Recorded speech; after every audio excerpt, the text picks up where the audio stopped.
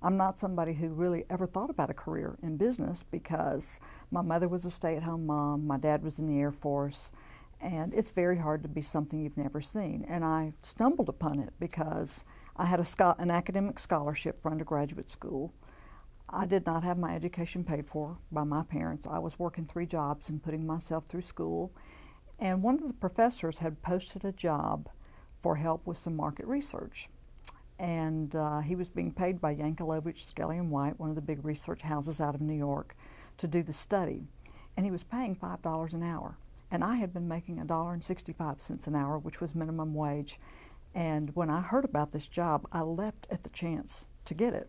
So I went and interviewed with him, and he hired me even though I didn't have a business background.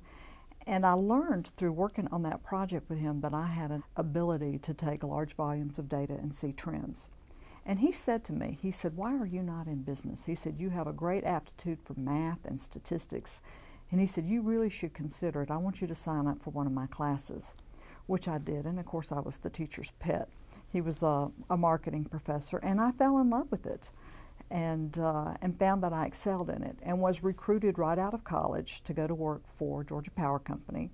Was recruited not into marketing but into accounting, and spent a lot of time initially out in the field managing the meter readers and the customer service reps, which I tell people I feel like was a very foundational element for me, that it gave me a good feeling for what our customers experienced when they used our product and how the pedal hits the metal out in the field. Many years later, regardless of how high I went, I would always draw on that knowledge in making decisions about how what we did in the corporate office was going to affect our employees and our customers in the field. Had the opportunity to move into the financial organization, went back to school at night and got a master's degree in finance, put together large stock and bond deals, and wrote a lot of the disclosure statements for the company. Got a tremendous amount of knowledge about what happens inside a corporation, and worked directly with a lot of the senior executives and got on their radar screen. There are a lot of really bright, smart, talented people that work in corporations, but they get lost in the bottom of the fray, and nobody at the senior level ever gets to know them. So I was very fortunate to get that opportunity early on. Somehow I impressed some of those executives who said, "We need to do more with her." So I got on a high potential program, became the first ever female project manager with the company, demonstrated success there, was asked to be a lobbyist for the company.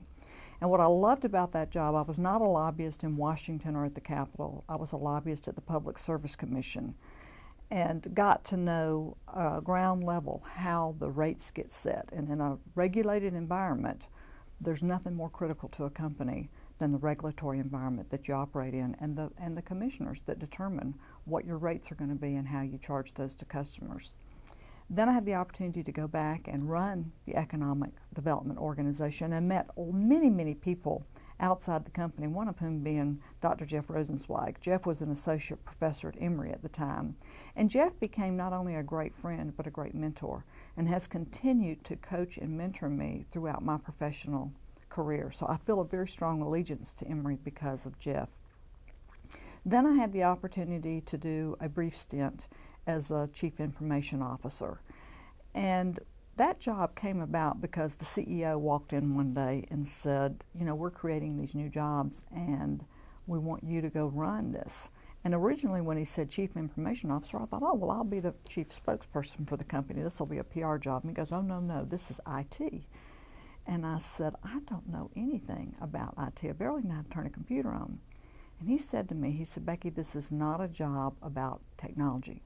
It's a job about information, and we do not have the data we need to run this business." He said, "You know that. You worked in finance." He said, "Go into the organization and figure out what we need to do to tap into the systems they have and get the data we need," which was very good advice. And something pretty significant happened for me about 6 months into that job that impacted me throughout the rest of my career. And that is that there was a young woman who had worked with me in accounting and finance. And she followed me over into the IT organization. And she came up to me and said, "You know what, Becky?" She said, "You are a much better leader here in IT than you were in accounting." And I said, "How in the world can you say that?" I was the subject matter expert when we worked together in accounting and finance. And here I feel like I'm flying by the seat of my pants. And I said, every day is a new day, and I'm dealing with so much uncertainty. And she said, well, that's the beauty of it. She said, yes, you were the subject matter expert, and you micromanaged everything we did. She said, here, you are truly leading. She said, no, you're not the subject matter expert, but you've surrounded yourself with people who are. She said, and you're not micromanaging the individual work, you're looking at where we're headed and what is the work we need to be doing, not necessarily how it's executed. You trust us to do that. And she said, that's a big difference in managing and leading. And that was a very significant moment for me. And really, it actually boosted my confidence a lot.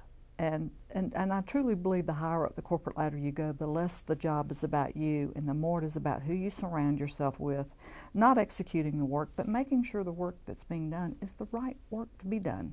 And it's how you network and connect with others inside and outside your company to get that work done. So I talk about that a lot to people when I tell them about the climb up the corporate ladder, because a lot of people get stuck in middle management because they can't make that leap beyond feeling like they have to do everything themselves. And being in senior leadership is all about how you leverage yourself and your skills through other people. So I had the opportunity after that. I did go become the spokesperson for the company. I ran corporate PR for a while, and then they came back to me and offered me the job as the enterprise CIO, being in charge of all of the information technology across the 9 subsidiaries of Southern Company. And I had the pleasure of being in that job for 9 years. And then retired and decided that, you know, it's time to give back. I had learned so much, and I really wanted to capture my lessons and leave them behind for the next generation of leaders coming along. And not just capture my lessons, but talk to other senior leaders, other senior women, the few that had broken through, and say, what are some, you know, little nuggets that you can plant that will help the next generation come along. And men. I interviewed hundreds of men as well, and compiled all that in my book, Dare. And so I'm spending a lot of time now trying to get the word out about the messages that are in here.